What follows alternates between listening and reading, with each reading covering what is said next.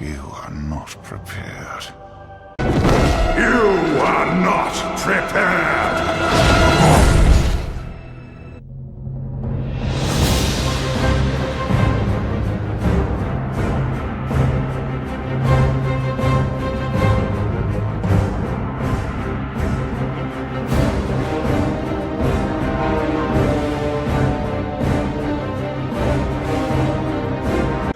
Welcome back to World of Warcraft Resurrected. I'm Chris. And this is Brandon. And what were you just doing? Don't worry about it. Look like you're doing something sketchy. Yep. Alright, we're going to talk about what we've been doing in game. So, what have I been doing? Well, I've been raiding. And doing cooking and fishing daily every day. And yeah. We went to SSC the other night because I was going to go to karate. It snowed, got canceled. I was already thinking about not going anyways because of the snow. It's not because I can't drive it, it's because other people were stupid and idiots and they can't drive. So, and want to keep my son safe, so we stayed home. So, I went to SSC with the tribe. I know, you're shocked. But, yeah, we had some problems, but you know, we did what we could. We did some progression. That's the main thing. We down bosses. Yeah. Did we down? Yeah, we got, did we do Hydros? Yes. And the lurker below. Yes. I didn't get nothing. And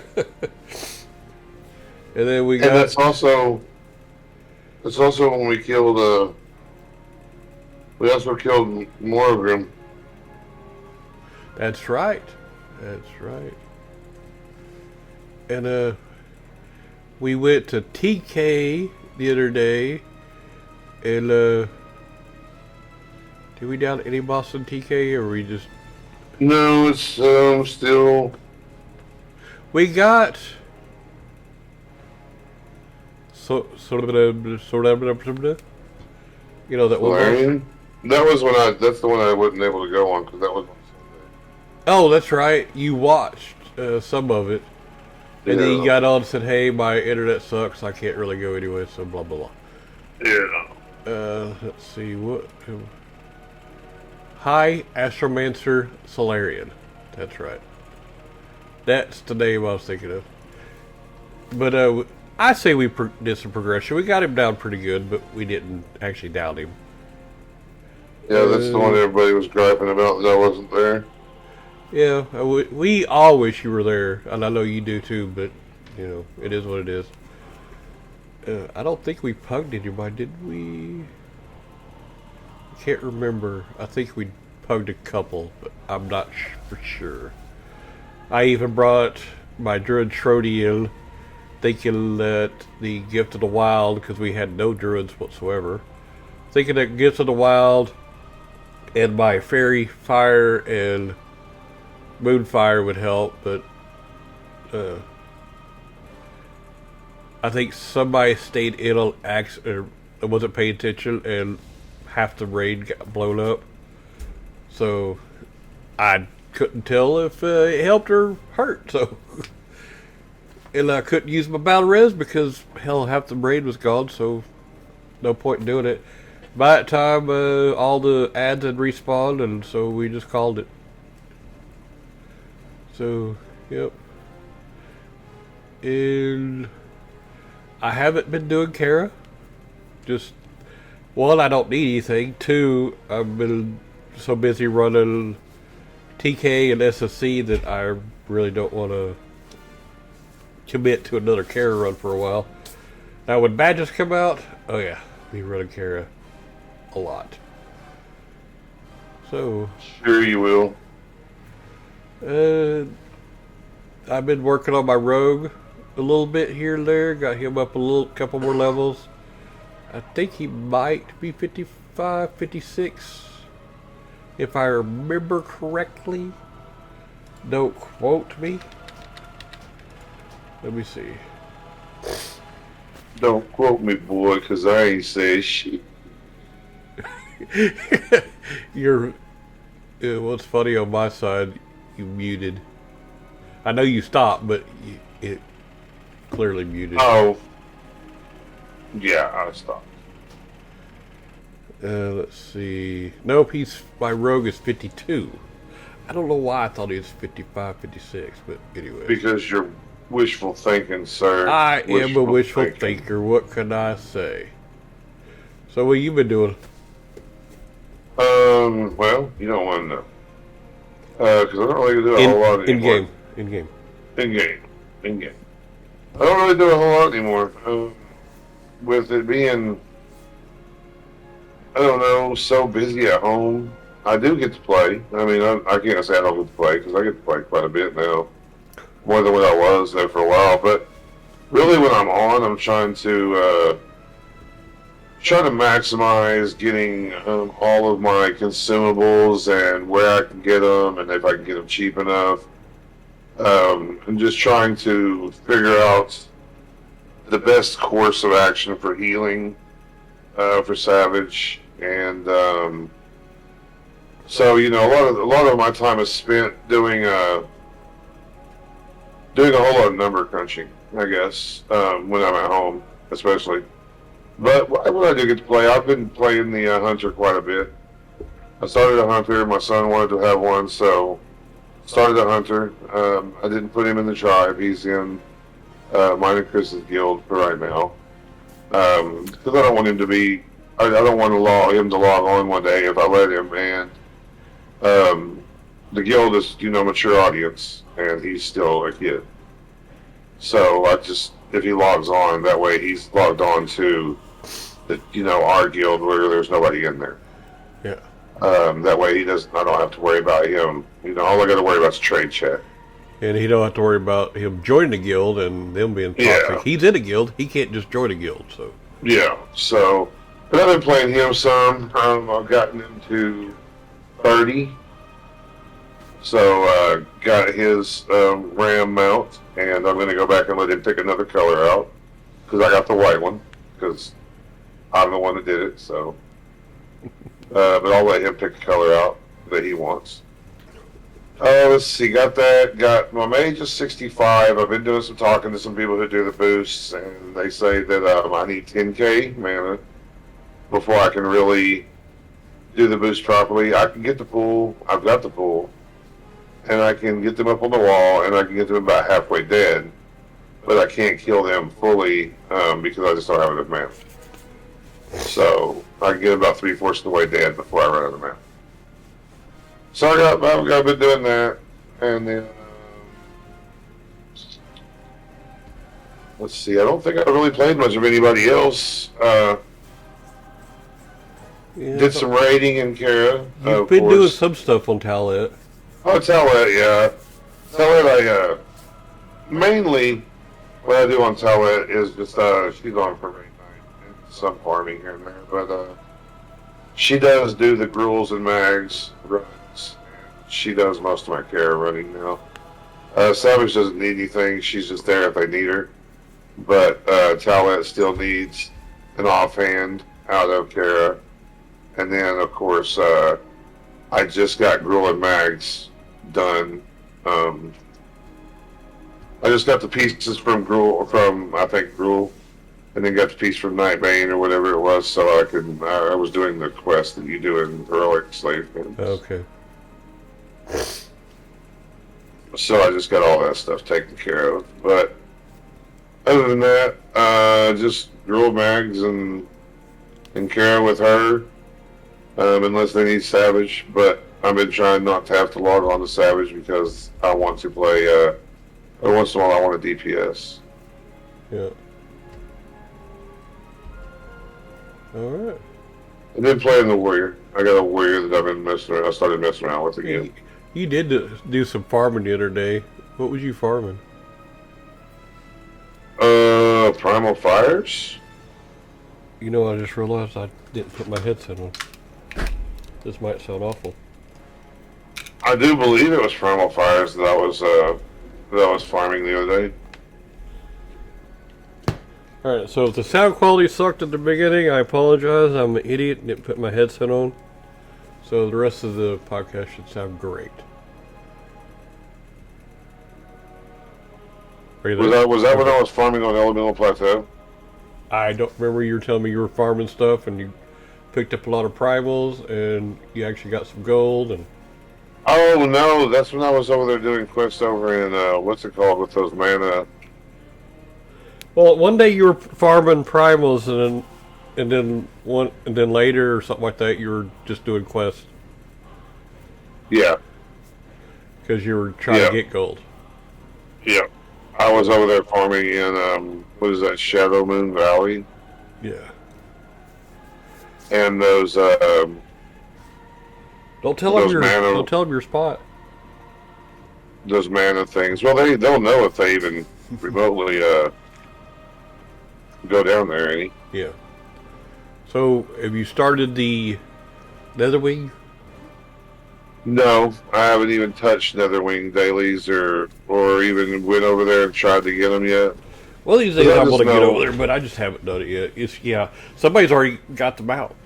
Oh, I know. I just know there's going to be so many people over there farming it and doing it that it's just going to take forever to get in to get the things that you need. So I'm letting it die down a little bit. I'm just going to wait till Wrath and get a Drake. So I don't really care. I did that in Classic. I have no hurry to do it now. Yeah. All right. So let's go to the news. The Mind Quickity Gym updated Burning Crusade Classic. Blizzard has updated the trinket Mind Quickity Gym after community concerns were raised, asking if Blizzard could just ban the item in arenas instead of nerfing the haste bonus altogether. And they came out to Blue Post saying, "We have one update to the patch that we want to make very clear. Previously in testing, we were adjusting the haste that Mind Quickity Gym provided across the board. We've narrowed the scope of the adjustment, and the adjustment is Mind Quickity Gym is no longer usable in arenas. The trinket is unchanged in all other areas of play." And if y'all don't remember, it's level 60 trinket from Valistraz the Corrupt. And when you use it, it quickens the mind, increasing the mage's spell haste rating by 330 for 20 seconds. Which means they were probably melting crap. They shouldn't change it. Well, they didn't really change it. It's not usable in arenas anymore. That's the only thing they did. Which I think it should be. Alright. Burning Crusade Classic Patch Notes version 2.5.3. So, Black Temple. Defeat the betrayer himself, Illidan Stormrage, atop the Black Temple. There's 9 bosses. Of course, it's level 70. It's in the Black Temple in Shadow Moon Valley. Improve your standing with the Ashtung Death Sword to earn rewards from Okulo inside the Black Temple. The Battle for Mount Hyjal. Preserve the outcome of a pivotal battle for Mount Hyjal and ensure the demon Archimonde meets his fate. Now there's 5 raid bosses in this one. It's in Caverns of Time and Tenaris. Improve your standing with the Scale of the Saints to earn rewards from Endormi in the Caverns of Time. And I really need to do that one with Tazrina because they sell epic jewel crafting patterns. Raid Attunements. Those who wish to brave the 2 new raid instances must complete the required attunement quest first. The required quest must be completed once per character. All new raid content will unlock at 3 p.m. on Thursday, January 27th. Epic Gems. Epic Gem jewel crafting designs will be available from Endormi in the Caverns of Time. Epic Gems can be obtained from Battle for Mount Hyjal through mining, which requires 375 mining skill, and as rare drops from Black Temple. Netherwing Daily Quest. Earn Netherwing reputation through daily quests in Shadow Moon Valley. Collect Netherwing eggs to speed up reputation gains. Epic Nether Drake mounts will be available to players that reach Exalted Reputation, and that requires Artisan writing skill. We actually had somebody in the guild saying, hey, I can't find a person to do this. And they kept trying, kept looking. And somebody says, hey, do you have epic flying? And they said, no. Like, well, you gotta have epic flying. No, they said super flying. Oh, well, I didn't want to say that. They said super flying! But, Burning Crusade Arena Season 3.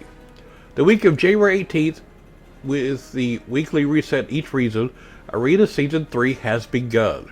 The matchmaker has been adjusted to increase the range of possible opponents. This will help match players of different matchmaking levels more quickly. As before, teams with similar ratings who queue at the same will be prioritized to match against each other. And updates. Bosses in Serpentine Cavern Tempest Keep now drop one additional class token for a total of 3. Bosses at Magtheridon's Lair and Grill's Lair now drop an additional loot token for a total of 3. The Lurker Below, Morgrim Tidewalker, Alar, and High Astromancer Solarian have had their loot tables updated to their final state, which includes additional drops for each boss, and in some cases, new items. All dungeon bosses now have a chance to drop epic gems in heroic difficulty. New Dark Moon cards have a chance to drop. Warlocks can now learn to summon Incubus by completing a new quest line. Have you started that yet? No. Okay. The Consortium vendor now sells Formula Enchant Weapon Major Striking. Oh, okay. The Honor-Hold and Thrallmar vendor now sells Patterned Netherscale Ammo Pouch. The Lower City vendor now sells Enchant Ring Stats and Patterned Quiver of 1,000 Feathers. I got that already. Mind Quickening Gem is no longer usable in arenas. The trinket is unchanged in all the areas of play, which you already talked about. The following items are no longer usable inside arenas. Nigh Invulnerability Belt, Nanomatic Projector, Dazzling Longsword, Silent Fang, and Skull of Impending Doom. User Interface. You can now select multiple activities when searching for groups in the Looking for More UI. After listing your group in the Looking for Group UI, the UI will now automatically search for other groups interested in the same activities. In the Looking for Group UI, the entire drop-down body can now be clicked to open the drop-down. You may now report players search via /who using the right-click menu. Added a more descriptive error message when attempting to transfer a character who is an arena team captain from one realm to another. Oh yeah, that would suck. If you're a captain, you're like, I'm leaving. Fix an issue that caused duels to end after 15 minutes. Okay. Wow. I don't want a duel to go 15 minutes at all. Added a have materials filter in the Profession UI. Fix an issue that caused interface errors to appear when using the Character Unstuck service. Oh, yeah. Fix a bug where the player model in the character sheet could get stuck rotating when the player moves the mouse. Okay. And there's a bunch of bug fixes. I'm not going to go through all of those because, they're just bugs. Yeah. Like fix an issue that caused loot sparkles to not properly scale up in size for larger creatures. Now please loot the hounds. Yeah, it's just stuff like that, so I'm not going to talk about all those. There's a new festival coming out. Yeah, I think it's already out, isn't it? Or was I dreaming that? Well, I don't know if it's out yet. I think I was dreaming it. Alright, now. Burning Crusade Classic Phase 3 release schedule. Blizzard released a release schedule for the upcoming Phase 3 content in Burning Crusade Classic. A new PvP season, a new Warlock pet, and new raids, Black Temple and Mount Hyjal, will be rolling out over the next few weeks. To learn more about the upcoming raids, check out our guides below. And then if you go to Wowhead, then they got guides up here for like the overview, their loot table, and stuff like that. The new content update for Burger King Classic, the Black Temple, will be available on the week of January 17th. The following week on January 27th at 3 p.m. PST, both raid instances, the Battle for Mount Hyjal and Black Temple, as well as a new daily quest hub will be available worldwide. So, the Warlock pet, we already know about. The new PvP season starts, we know about. Both the new raids open up. And you have to be attuned for both of these instances. Yes, you do. The Epic Gems we talked about. Another week daily quest hub we talked about. Let's see. And they talk about how to gain entry to Hyjal Summit, getting entry to the Black Temple, all the quest lines. So if you want a more in depth, what you got to do, then go to Wowhead. Yeah, I mean, a lot of it starts over there in Caverns of Time anyway. Yeah. Or the stuff for Mount Hyjal does. The stuff for Black Temple starts in front of Black Temple. Yep. On Wowhead, there's also a tier list for 2v2 arena teams in Burning Crusade Classic. So you can go look at that. As you can tell, we don't do much PvP. Warglaive loot priority in Burning Crusade Classic. The Warglaive of Azzinoth items are among the most sought after items in all of World of Warcraft. These items drop from Illidan's Stormrage and upcoming Black Temple raid. Players in the Burning Crusade Classic are about to get their first attempts at defeating Illidan and obtaining the Warglaives when Phase 3 raids release on January 27th. Some lucky few may even see a Warglaive of Azzinoth drop on their first kill. Now, just how rare are these weapons? Who should receive them first in your raid? What class sees the biggest DPS increase from getting the Warglaives? Warrior or Rogue? Well, they answer that in the guide on Wowhead about the coolest weapons of the game, the legendary main hand Warglaive of Azzinoth and offhand Warglaive of Azzinoth. So how rare are they? Your chance to see at least one main hand and at least one offhand is 26.2% after 14 kills, 50.1% after 24 kills, 75.9% after 40 kills. Your chance to see no glaives at all is 59.9% after 5 kills, 35.8% after 10 kills, and 12.9% after 20 kills. That is a nice way of saying that even if your guild has promised you the first Warglaives, you could be waiting for many months before even seeing them drop. On the other hand, there will surely be some insanely lucky people who complete their Warglaive set within the first month. It's all in dice. Yep. And it is a sword, so if you don't have sword skill, guess what? You're not going to do it. I think whoever gets the first one should automatically get the offhand when it drops. Oh yeah. And then they go into more about that, like who should get them and stuff like that. We're not going to get too depth about that. And they also, go ahead. I was going to say, no, it's a cool weapon, but yeah, it looks cool and everything, but you got to do what you got to do for the guild, so or the raid. Best of slot gear guides for Black Temple Mount Hyjal Burning Crusade Classic Phase 3 is up on Wowhead. So if you're wondering what your BIS for Phase 3 is, guess what? It's up. And I like to look at it for an idea.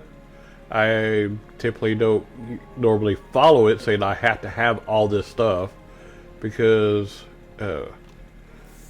like we've said before, if you don't have a bunch of that gear, then one of the BIS gear might not be as good as another piece you already have, because it doesn't kind of go with what you already have. Like, for instance, the Prot Pally, if you're not defense cap, then you're going to need a piece of BIS defense gear maybe.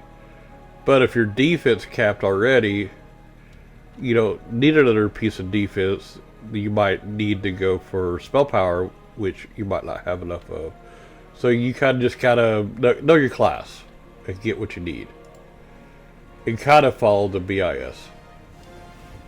I try to follow it as much as I can. Yeah.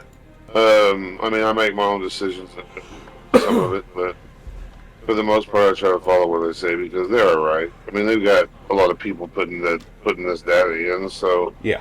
But then again, it can all be biased and be, a website can use whatever weapon or item they think is correct, what they feel is right. So it's all up to your play style, really, how you play. Okay, now something that kind of upsets me.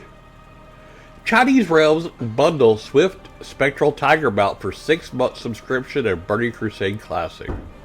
So, if you're on a Chinese Realm and you get the 6-month subscription, you automatically get a Swift Spectral Tiger Mount. Yeah, I want a Swift Spectral Tiger Mount. I want them to give it to me. I signed up for the 6-month subscriptions. Come on, Blizzard. Yeah. Now, on the WoW China announcement post, they also included a short video showing off the raids of the Swift Spectral Tiger, obtainable for players that purchase the 180 Days of Game Time bundle. It is important to note that the Chinese World of Warcraft realms are managed by NetEase, and oftentimes will have differences in the game or shop when compared to other regions. The bundle that includes a Swift Spectral Tiger, Wind Low Mount, and Goblin Kettle Toy costs, about $267 USD, and the bundle without the Swift Spectral Tiger costs about $49 USD. Now, the original raids of the Swift Spectral Tiger was awarded from the World of Warcraft trading card game for one of the rarest cards ever printed. Today, these cards are valued over $5,000 USD on the secondary market, as these cards haven't been printed since 2007 and are rapidly becoming harder and harder to find. So if you want a Spectral Tiger mount, you're gonna pay over $5,000 for it. I'm sorry, but I like World of Warcraft, but yeah.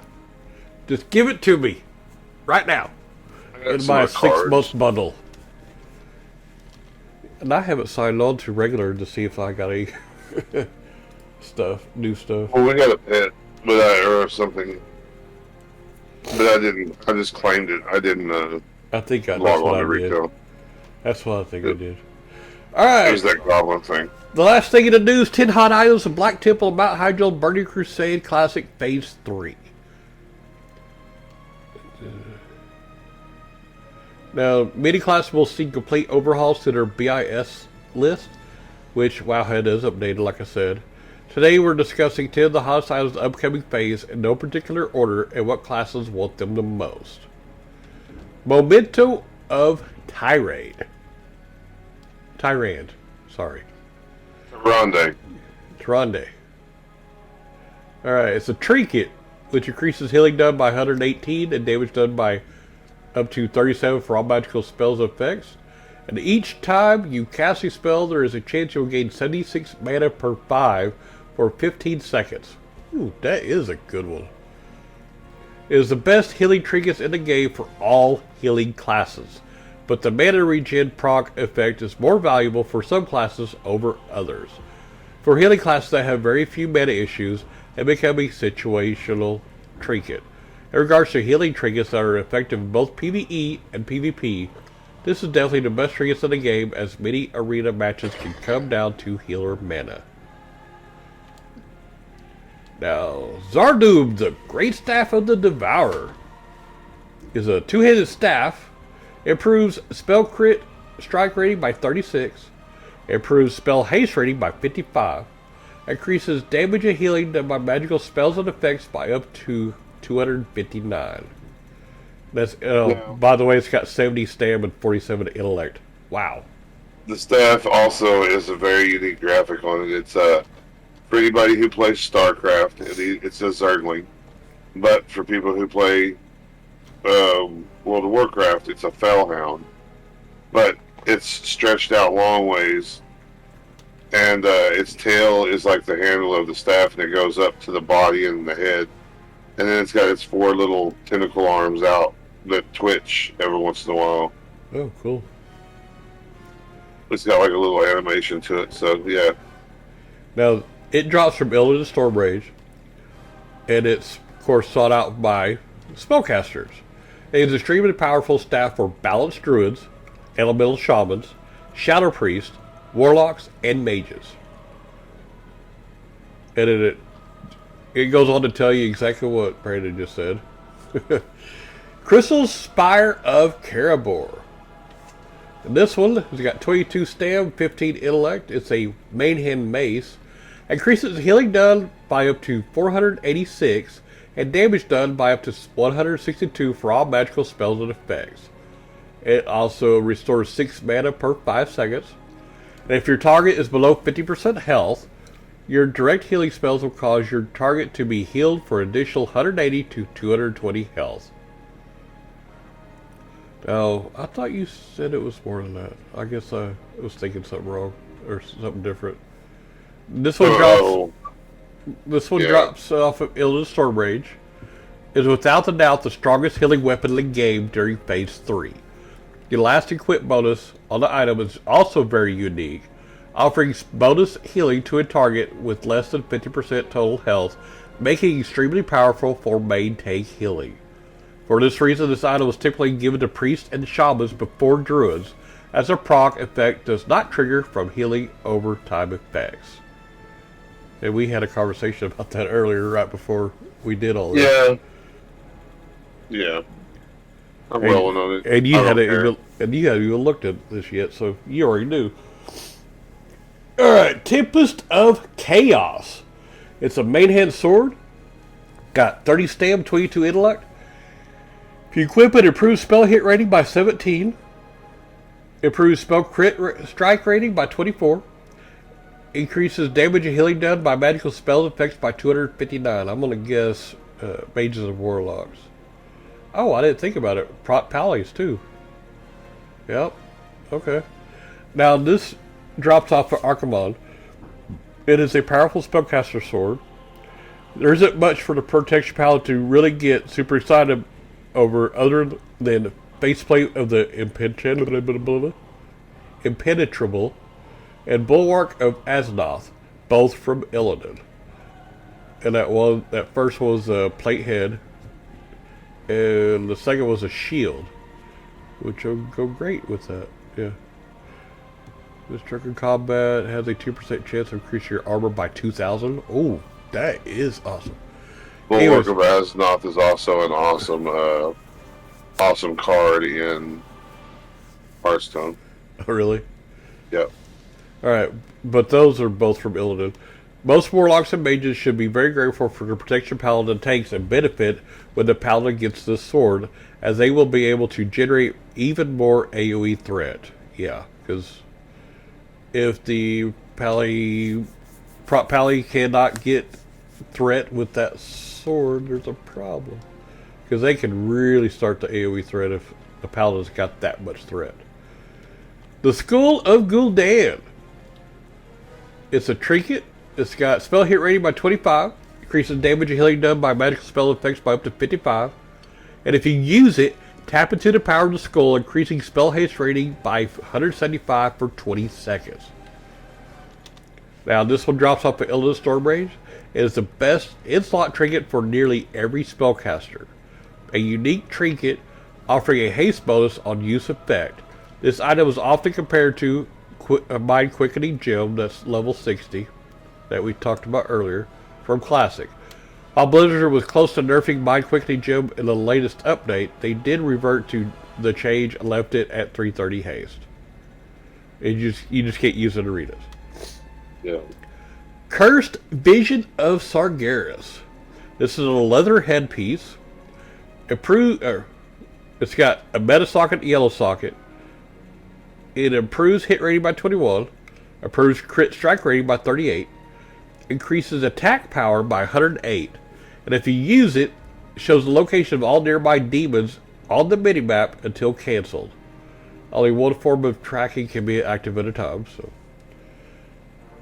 now it's extremely powerful leather helmet and quiet narcotic transmog.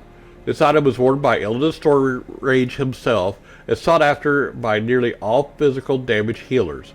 Hunters, rogues, enhancement shamans, retribution paladins, and warriors can benefit from this helmet. Scepter of Purification. It's an offhand. It's got 24 stam, 17 int, 25 spirit. It increases healing done by up to 77 and damage done by up to 26 for all magical spells and effects. It drops off Archimon and is the best in-slot offhand for druid and priest healers. For holy paladins, it isn't necessarily best in slot, but it can be a decent choice. No. Fellstone Bulwark has some crit on it and is slightly better for paladins. Oh. And that one drops off Supremus. Nadina's Pendant of Purity. Drops from Mother Shiraz. And it is 16 stam, 14 int. Improves spell crit and strike rating by 19. Increases healing done by up to 79 and damage done by up to 27 for all magical spells and effects. And it restores 8 mana per 5 seconds. And it is the best in-slot deck for all healing classes. Because this item has spell crit on it, the paladin class can take advantage slightly more than other healers. Paladins benefit from heal crits because of Illumination, which gives mana back after a critical hit lands. And then Madness of the Betrayer. It's a trinket. Improves hit rating by 20. Increases attack power by 84. Your melee and range attacks have a chance allow you to ignore 300 of your enemy's armor for 10 seconds. This is the best in-slot trigger for all physical damage dealers minus rogues. While still a fantastic trinket for rogues, it does fall short in comparison to Warp, Spring Coil, and Dragon Spine Trophy. For everyone else, this is one of the best trinkets in the game for physical damage dealers, as armor penetration is an extremely valuable attribute. And then the Warglaves. That's all I got to talk about. I think that's pretty much all I had to talk about. I mean, you talked about the main weapons and stuff that I was going to talk about. You got anything to add on those weapons, or? Huh? You got anything to add about those weapons? No. I mean, I don't know. I pretty much said them all. I'm not happy with the fact that they think that I'm not going to roll on a mace. Oh, we all know you are. I know you are. I don't blame you. I mean, yeah, it's good for... Like, I'd probably pass on it, though. I mean, really and truthfully, to a priest. Well, I know if somebody is on that could benefit better, you'll say, hey, go ahead. But yeah, if I'm in a pug... Yeah, it's yours. Yeah, You're try. That's all fair game. In love and World of Warcraft. Yeah. So we're going to go back to Karazhan. And today we're going to talk about Chesavit and Prince. And then next week we're going to talk about Netherspite and Nightbane. So, I'll let Brandon start off with Chesavit. Chess. I like chess. Now, Chesavit, I'll start off. After you kill Shade, I think you go up the thing and then around, and you go through, you kill these Ethereals. Or was that last week? I can't remember. I think I said how to get there last week. Then you get to this up ramp and down ramp. You go down the ramp to get to chest, right? Yes.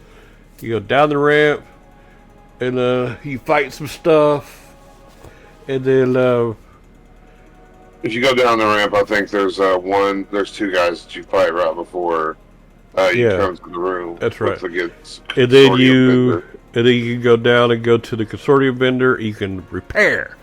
A lot of people like to go there first because they can repair. Some guilds like to go to letter spite first, but we're going to go to chess first. So you can go there, repair, and then chess, you don't really get damaged, so you don't have to go back afterwards. So now we're at chess. It's just a little something to note about chess. This is a huge chessboard. Yep. Pieces are bigger than your characters. If you see it Harry Potter, then you'll see. Yeah, it's kind of like you are standing there, but it's not. You're just taking over the chess piece. So before the pull, everything, the goal of the encounter is to kill Medivh's king. It's a simple task if you target Medivh's healers first. The bishops, one of Medivh's bishops are dead. Only the queen and king are the dangerous pieces. Remaining, it is necessary to kill the queen, but if she is exposed, it might make the encounter easier to kill her before firing on the king piece. So before starting the encounter, it's a good idea to communicate, talk about people who's going to take what piece. Typically your tanks are going to try to control the king and queen pieces, which are the king, on our side, which would be the king and the caster. Or the, whatever he's called, mage, or something or another. So, they're going to take those, and your healers, they'll control bishops, damage dealers, they'll control knights and rooks and pawns. That's not how we do it. It's just kind of people race to see who can get to the pieces first. Yeah. So when a raid member takes control of a chess piece, they'll have new abilities appear on their pet control bar. Both move and change facing will appear on every chess piece. However, each piece will have 2 unique abilities. So everybody knows what move means. It moves your piece one place. If there's something in your way, usually you can jump over it or move to the space in front of them. Change face, exactly that. You change which way you're facing. And then they'll have each one will have 2 abilities. So here's kind of the encounter strategy. We talked about that. They say it's recommended that everyone takes control of a pawn, moving it out of the way of that player's assigned piece, freeing the better piece and allowing them to move. Once the better piece has been freed, players can drop control from the pawns and take over their assigned chess. So as previously stated, it's recommended to kill Medivh's bishops first. Once those are done, you can focus fire on the queen. You can focus fire queen and then the king, or go directly for the king. We always just go directly for the king. The queen is just a casualty of war. Yeah.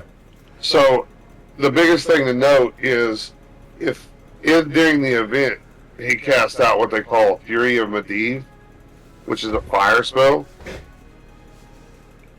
It'll land on a certain amount of squares, but you have to be 2 squares away from it in order for the fire not to hit you.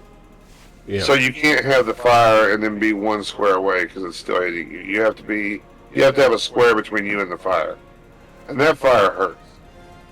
So you can usually kind of, if you do it up to you a little bit, you can kind of gauge when they're going to do that fire, and maybe you won't have moved your piece, so you can move your piece out of the way, or maybe you haven't changed face or something like that. You just don't want it to be on cooldown to where you can move it.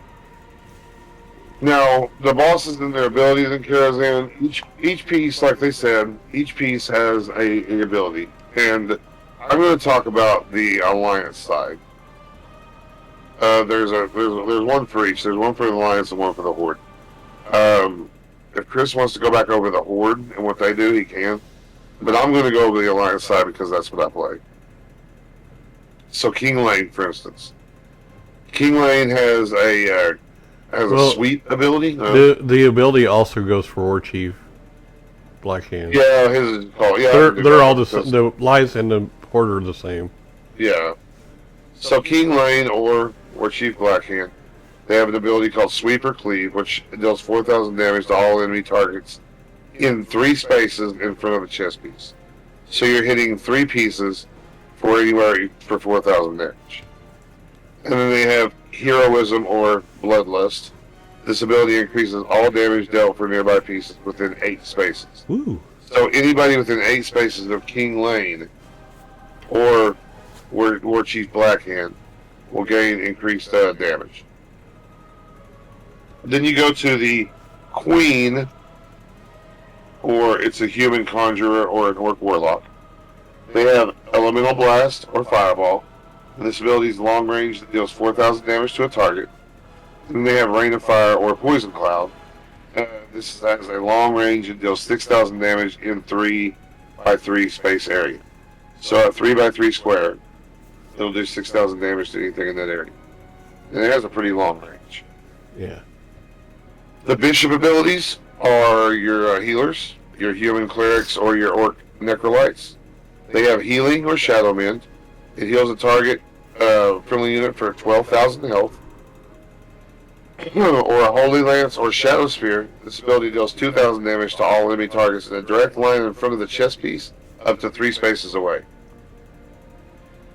I don't usually do a whole lot of damage with the healers. If I'm playing a healer, I'm mainly waiting to heal, so I don't take anybody's, take a cooldown away, or be on a global cooldown when somebody needs to heal. Yeah, because when you do if you do the Holy Lance or Shadow Spear, it also shares the cooldown with the Healing or Shadow Mend. Yeah, on both abilities, they share a cooldown with the other, at least a global cooldown with each other. Yeah.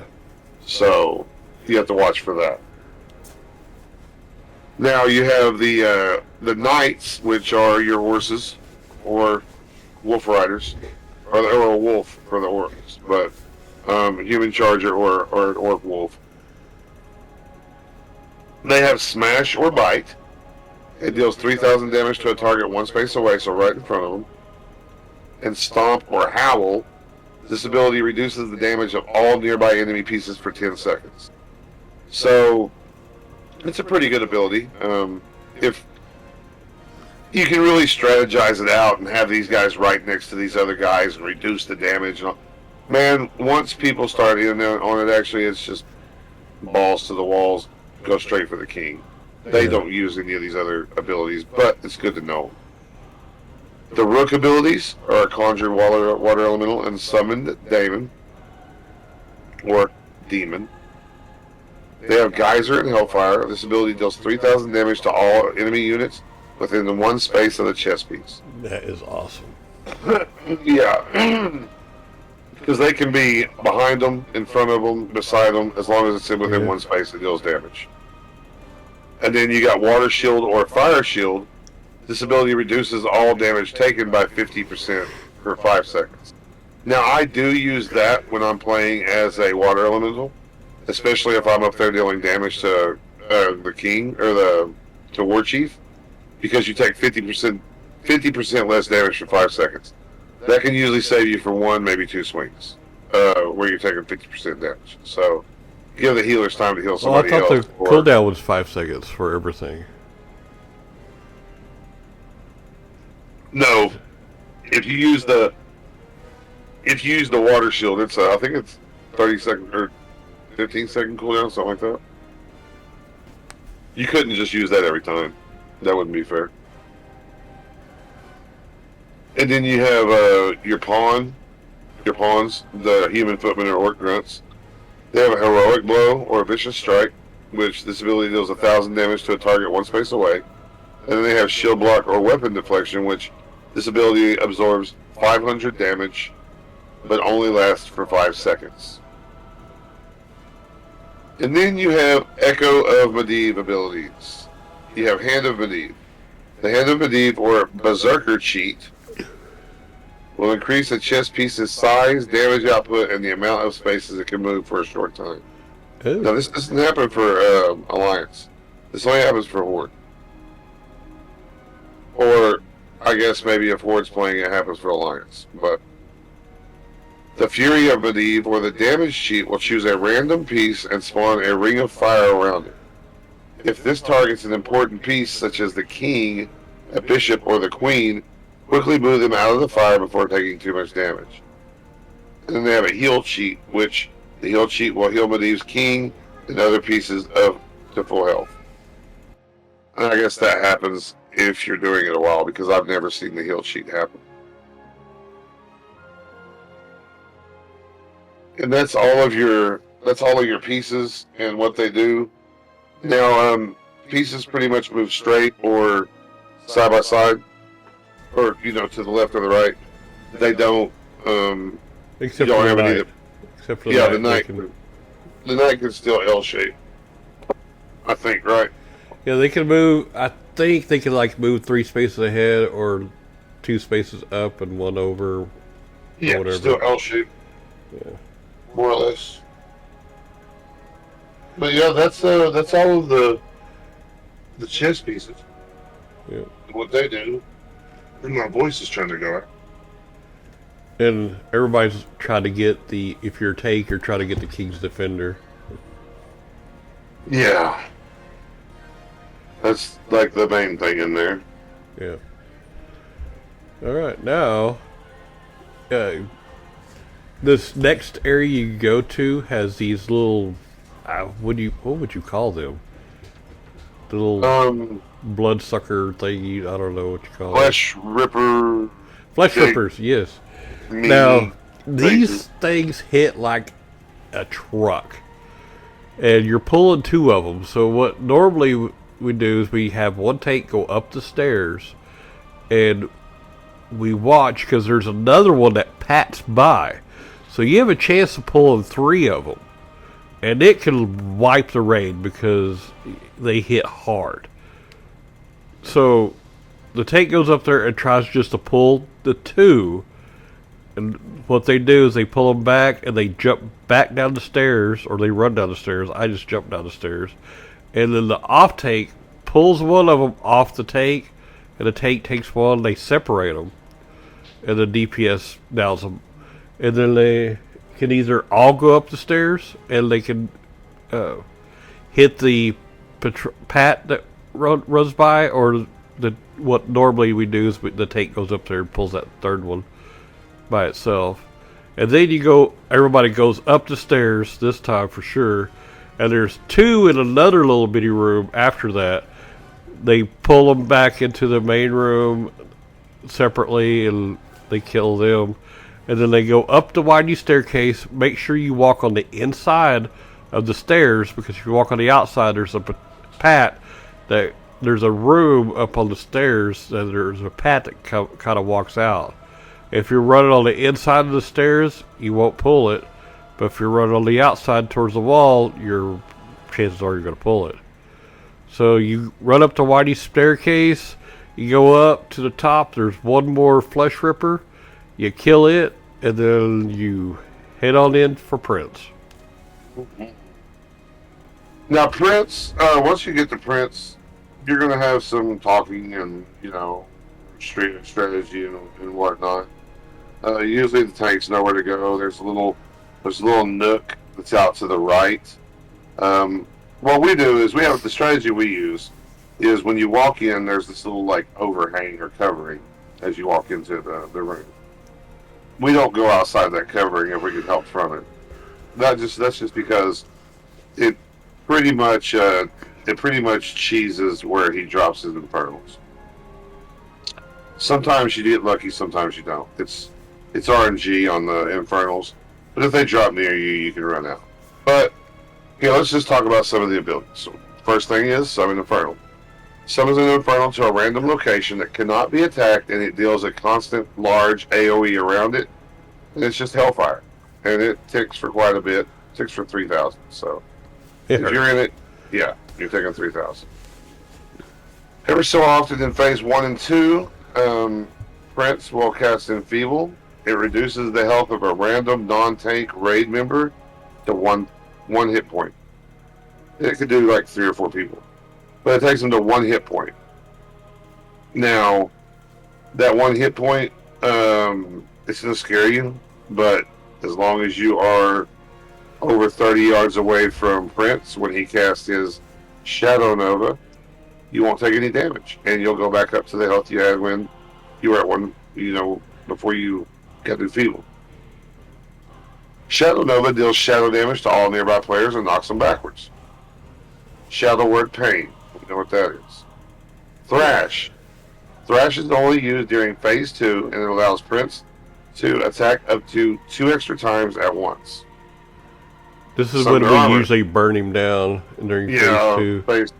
Phase 2 he gets axes. Pop hero and all that stuff. Yeah, phase 2 he gets his axes, and I thought phase 3. I thought phase 3 gets axes. Phase 3 is when he throws the axes. Oh, okay. Sorry. But phase 2, when you get him to 62%, he starts phase 2. But we'll talk about the different phases here in a minute. But he does more damage. Sunder Armor is only used during phase 2, and it reduces Tank's armor by 1,000 per stack, and it can stack up to 5 times.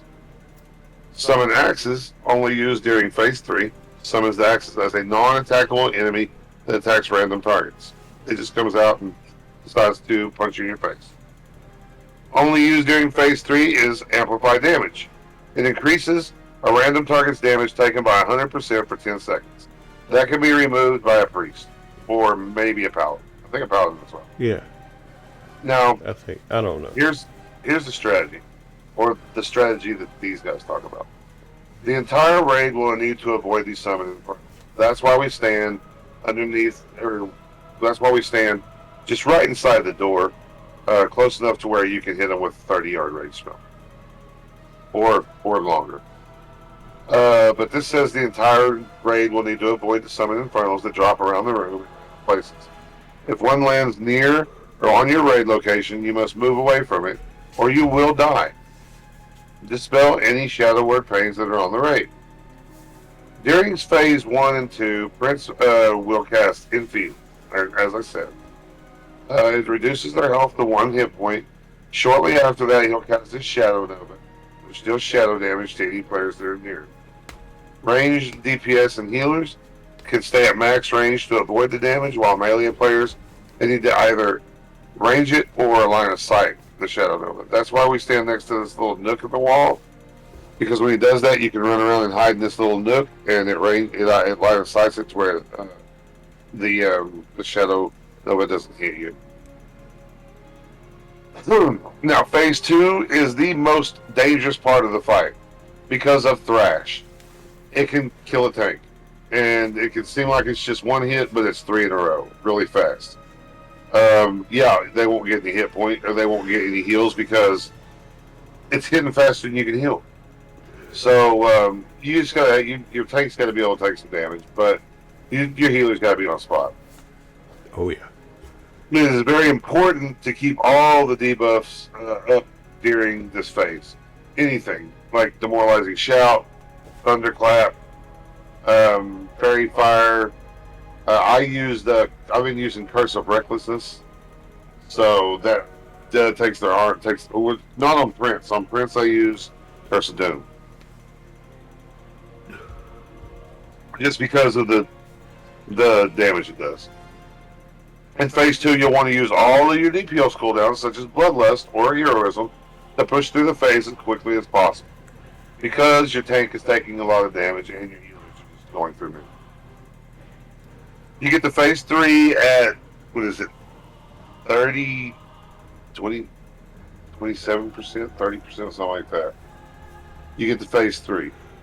He'll drop his axes and they'll attack just random players. They just fly around attacking people. All you gotta do is heal them up, and you shouldn't have anything to worry about. Amplified damage does come out. It can be on the tank, but as soon as it lands, you'll want to remove it or just keep the people healed. I really have never had any problem with just keeping people healed. Yeah. So that's pretty much the 3 phases. Now, once he's in his phase where he has his axes, he no longer does Shadow Nova. Or he no longer does Enfeeble. Enfeeble. I think he might still do Shadow Nova, but he no longer does Enfeeble. So you don't have to worry about dying at 1 hit point, with the 1 hit point. Yeah. That's pretty much his 3 phases, what he does, his debuffs and things like that. He does drop the TR4 helm, so that's something to think about. And he also drops Light's Justice. Light's Justice, which I don't want to talk about ever again. You got it. That's all you care about. Yeah, I finally got it, and it's been a while now since that I've had it, but finally got it, and Oh, and the hunters never. and rogues like the Sun Fury bow of the Phoenix. Yeah. So Well, there's a lot of having- good stuff off of this guy. And what I don't get is elemental shamans and boomies want to get the mind blade, but mages and warlocks also want it, but they can equip swords that have all that stuff on it too, when shamans and druids can't get it, can't use swords. And so this is the only thing that helps out elemental shamans and boomkins, when mages and warlocks can also use the swords that drop elsewhere. So Yeah, well, it kind of pisses me off whenever I'm on an elemental shaman or boomkin and I need a mind blade and they're like, oh, I want it. And I'm like, you can go to bags and girls and get the sword. I can't. exactly. Exactly. But if you got no boomkin or elemental shaman that in the raid, or ones that need it, then of course mages and warlocks, go ahead and get it. Just keep in mind, if there is, you're probably going to make them a little upset because you could wear a sword. Sorry. That was my rant. That was my rant. Alright, well, I think that's it for this week. You got anything else? I think so. Alright, well, I guess that's it. And until next week, have fun playing the game. As always. If you would like to get a hold of us, you can email us at wowresurrected@outlook.com. This show is brought to you by Heartland Production Entertainment. If you'd like to help to make the show better, go to patreon.com/heartlandpae.